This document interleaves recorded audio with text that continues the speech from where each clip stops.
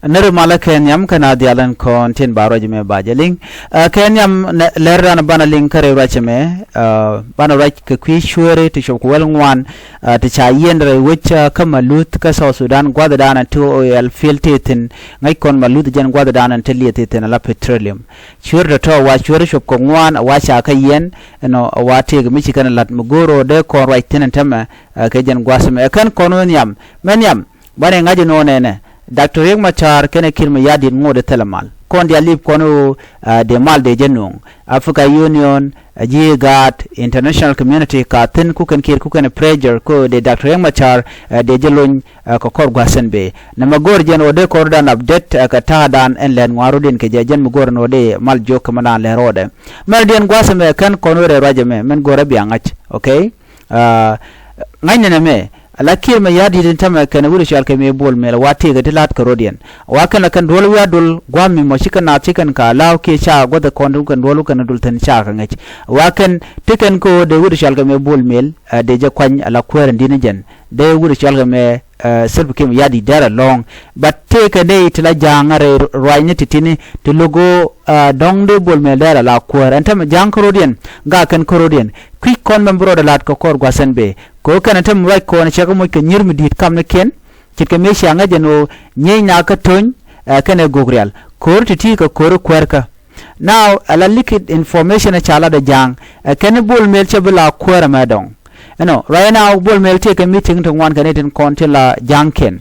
gore jeno der widen der jek no kache je konak boga ta dan Nuer ke jeno Nuer gol kano bika komdan bikana mach Nuer gol kano bika wuj bikana cap so ko kuja mo la ba kwerka run buga chutal choice another thing mo bianga bol mel a vice president already ka South Sudan anyogen a first deputy chairman ka spele so no de longa wo charge de longa wo but mo gore je baje kwan by the way there election there je kon live de je kwan ke election badwal ne tungwan longo no mo wa Dr. Riek Machar waja lawo no ba je luin ko kor ninten be nyudo jen wo bi bol mel bi man gore be ba wajeka so je mo gore jen wo dare ped long dare mal ped de je mal kwan so on time right now gagga tena met gorga jen wo de Dr. Riek Machar de Dr. Riek Machar de je luin ke jang cha je luin ko mo wa je luin dong de kuma dare ad met anyok gorga jen wo de wuri shal ko me kirm yadit de je wuch anyok si jang si kana no wo ke kirm yadit a bol mel so ngure na mo take a dilemma right now so kan ko de na kabwa so jo mo gorga jen wo de laria kan won yam re ler kana mene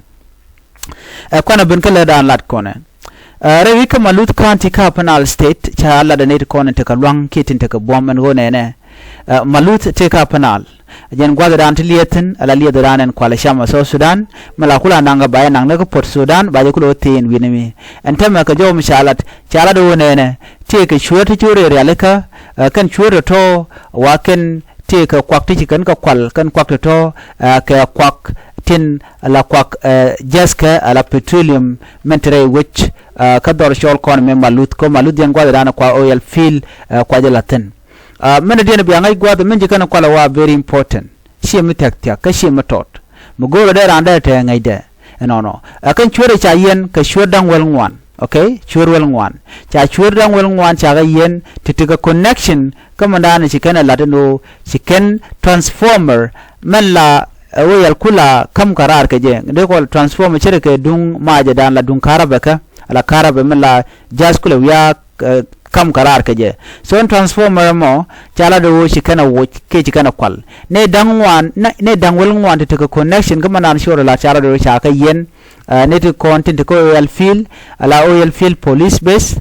chikane to chikan ka yen anyok bogwaze me chala de Melut county commissioner wona ne wudo mo shala agwer malek che jala do ne kan tef ke chure content cha transformer oil field cha jakwal ke jen fire me enona awache cha oil production well to shoko jandang rawidon wan cha ka kapchong by the way ala oil production well ka polten content la ngar kula load la jat kula load pin so mi jikan load yob kan kula nan kam do dien bay kul lat ka tarbiyele ke baje to bay lat ka dormiyele ana ki barmel so kan welto to ke chirkan ka pol so pol to ne ka kuiko cha transformer cha ja kwal wa cha 24 oil production well cha pol jandang rawidon wan kan repol to wa cha ka kapchong alo chikalet cha ka shut down already ka Melut no so men la gor ga gwa me cha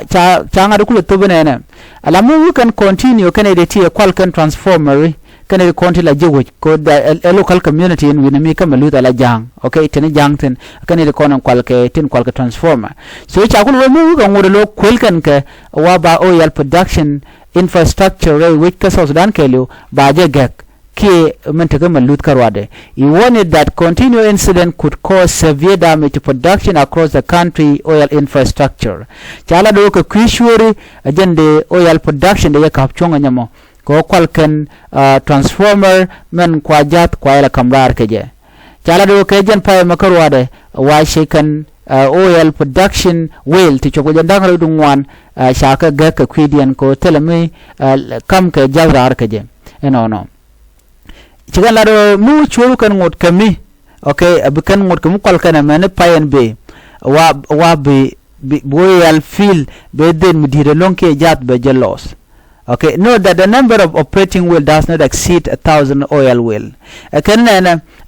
ala pollen content kwa jadle la kam karar ke ala petroleum ka Melut kan chicken kiti kana shop donc kur kano chagalel ke peg number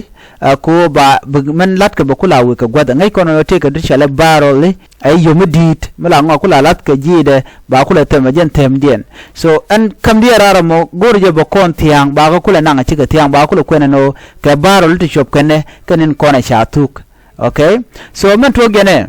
chicken lado ke jen payme mu kan chicken oil field chicken disrupt so wa wogwa but mu kan ngot ku kana continue kwal kan transformer wa ba loss midide long ko oil field dung South Sudan gwaya jen shalingo cha churi shop ko wel ngwan cha ga kep wa investigation cha jatin so na many wa gurga jabon wa bana wani da wi godan ten kontin tin kan sure kuma wa ka jek rewi ka Melut wa ba ka yen kan dial ko oil production mi chara kapchong ngayena gwano bin economy go ka me jeka ka pai oil production pai to no so jo me lero den tema okay mu ko nun jo gwa me chana ben ka kwi Dr. Riek Machar kana kema yadit neto wan gurga jeno de Dr. Riek Machar de jolun bat charge nok netin kon tiene en kuma South Sudan kelo she gor baneti la jiwu la citizen gor kano en wode Dr. Riek